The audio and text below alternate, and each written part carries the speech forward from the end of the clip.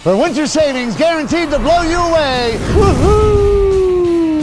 Don't miss the Blizzard of Savings event at Franklin Sussex Auto Mall with super cool markdowns on every new Jeep, Chrysler, Dodge, or Ram. Like new 2018 Jeep Compass Latitudes, just $169 a month. Or new 2017 Ram 1500 Bighorn Quad Cabs, just $229 a month. Plus the credit help you need and $1,500 over book value for any trade. Big savings are smooth sailing at Franklin Sussex Auto Mall, Route 23 in Sussex. Start something new event. We go to Newton High School for this early season Freedom Division clash, and the match opens at 182 pounds, and it's Joey DeLuca of Newton with the takedown en route to a 6-1 decision over Grayson Sabo of High Point, and the Braves had the 3-0 lead.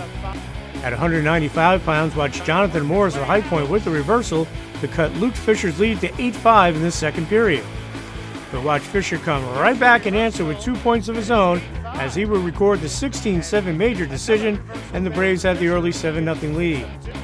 We move to 220 pounds, and in a good one, it's Andrew Lewis of High Point with the third period takedown as he tops Matt Summers, and High Point's on the scoreboard but trails 7-3. I just kind of wanted to stay simple, tire him out, get my match going, and then work my moves when I got him a little tired. At 285 pounds, it's Thomas Hubmaster of High Point getting the takedown here in the third period to go up 4-2, and he would hold on for the 4-2 decision over Devin Major, but Newton's lead is now just cut to 1, 7-6. I knew they were going to bump around and I was going to get Major coming up from 220, so I just knew I had to wrestle my match, stay comfortable, stay in good position. He took me down in the first period, but I got up and I was ready for him next time around. We work hard in the room all week, so I hope it pays off like this.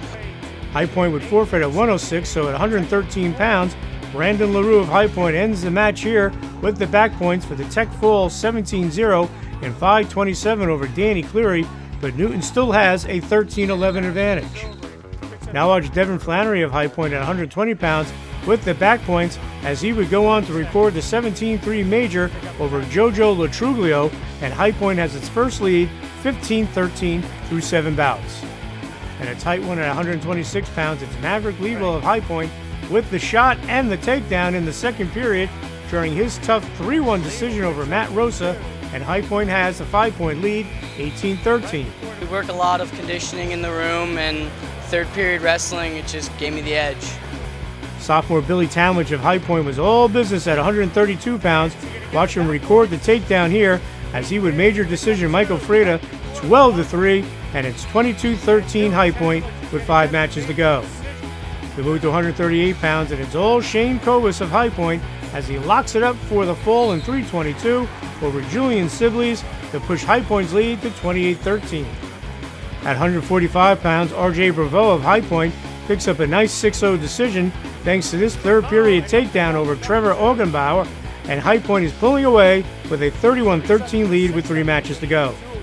Dwight McCarthy of Newton gets the Braves back on the scoreboard. Watch him off the headlock with a 4-point move over Sawyer Finlon during his 17-4 major decision, but High Point has already clinched the match. High Point forfeited at 160, and at 170 pounds, it's Robbie Toro of High Point with the reversal as he tops Nick Briganti 2-1, as High Point would go on to post the impressive 34-23 victory on the road. We're preparing all week, just hard work like we always do, and just getting everybody ready. Everyone knew what they had to go do out there tonight, so.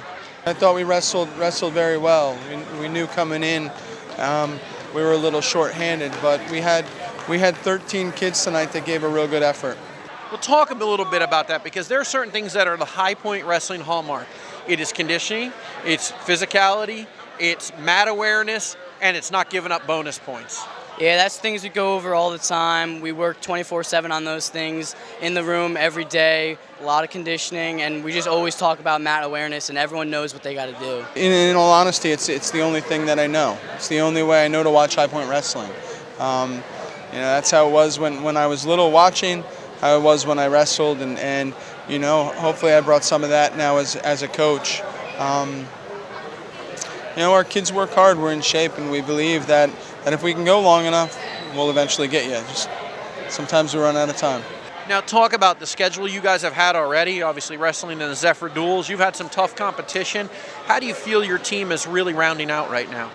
Yeah, Mr. Gardner gives us a tough schedule on purpose, and I think the tough matches and tough competition is really helping out our teammates all around, and it's just great. You have to change. You have to be smart going through because you know, the grind of what you have. Now you have practice, you have a match, you have a match, you have practice, you have a match. Throw in a tournament, or, you know, in some cases, like next weekend, we're going to Paulsboro for a quad. So we don't really have days off. So we have to be smart and train and be able to get kids to get through it, you know, and not limp through it, but to get through it strong and healthy, and allow them to really kind of take off at the end, which is the purpose of all this hard work.